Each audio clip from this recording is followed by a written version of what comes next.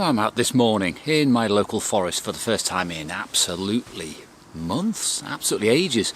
Reason being all the little insects and midges and everything else have been driving me nuts throughout the late spring, early summer. Anyway, I'm back and I've come to a small area, a clearing, which I've been to many times before and I have struggled with compositionally. But I know there's something here. I know there's more than I've got in the past. I think I've only shot one really reasonable image from here before.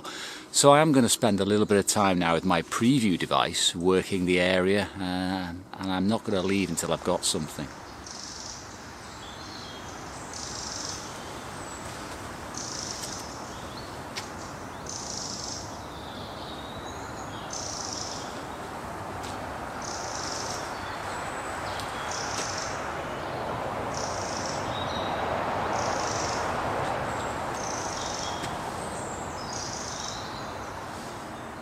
The problem is there are so many almost compositions here. They nearly work. I'm working around them for sort of 5-10 minutes each, almost resolving what I want, but something gets in the way or something distracts me, or there's a break in the light at the top of the frame and it's just not quite there. I am using sort of longer lenses today as well. I do have my 250mm, but I'm still not quite there and I'm not prepared to start shooting until I am.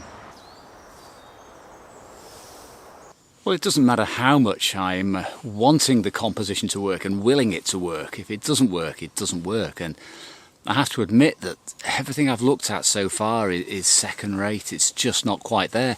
And I am starting to struggle a little bit. I think partly it's because I've had a layoff from shooting in the forest for a few months. I've been shooting in the mountains and the bigger scenes, and I have lost my eye for the smaller detailed shots in the square format, so it may take me a little longer than usual before I get my eye in and find something worth breaking the camera out for. Well, I have to admit, despite my earlier claim that I would get something here, I haven't got anything which I think is satisfactory, so I am going to walk about 200-300 yards to another location and try there, because there's no point burning through film. It's not like digital where it doesn't matter. This does matter. I've got to develop these. I've got to dry them out and I've got to scan them and process them and get all the dirt and dust off them. So that's a lot of effort for something which frankly isn't worth it.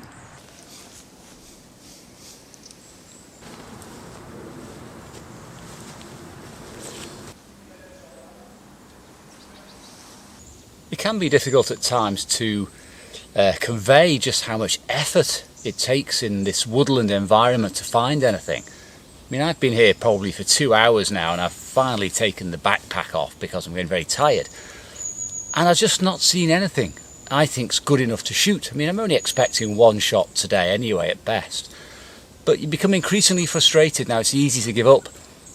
Who knows, I may well give up, but I think I'll take a 10-minute break, give myself a rest from walking around, and just have a little think about what it is I want to shoot, how I want to shoot it, because I think you can get so frustrated in the end that it all becomes a bit too much, and you end up going back with nothing.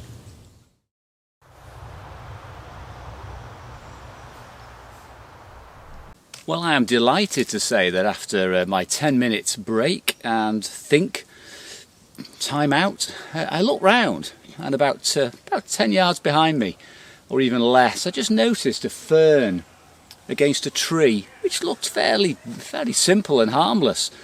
But in the preview device, the fact this fern has turned a little bit gives it a glow.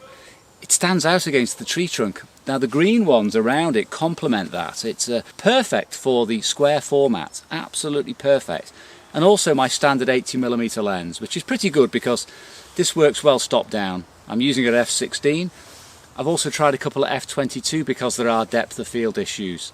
I plan to use the whole roll of film on this single frame because this is the sort of image I've been searching for. Now I have my spot meter set up for the Ilford XP2 that I'm shooting today, and I'm rating it as an exposure index of 200. It gives me a lot more shadow detail. It's a chromogenic black and white film. It loves overexposure, and there's no real highlights here to worry about at all. So the area I'm metering is here, just above the fern. It's very, very dark when I look at it through the viewfinder on the Bronica. Also down here, extremely dark, so I've biased my exposure to give me plenty of shadow detail there. Now that creates a problem, because what I have is an exposure of around about 1 to 2 seconds, f16, f22.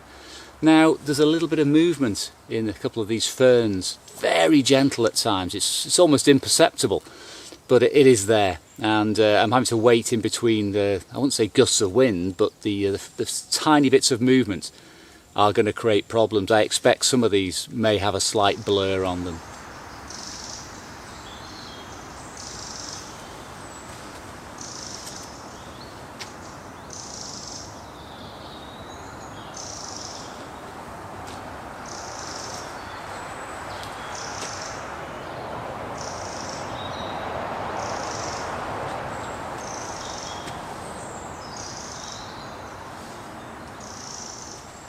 Well, good old perseverance to the rescue again there. I'm glad I stuck it out. Oh, sorry. And I'm also glad that I had that little break. I think without that little break, I probably would have given up and gone back to the car. But lo and behold, you know, all of about 10 yards behind me, I found something new and unique. Never see it again. It won't even be like that tomorrow. Whole roll of film on one shot. So I do hope you enjoyed the shot, and I hope you enjoyed the little ramble in the woods. And I'll see you again soon. Thanks for watching.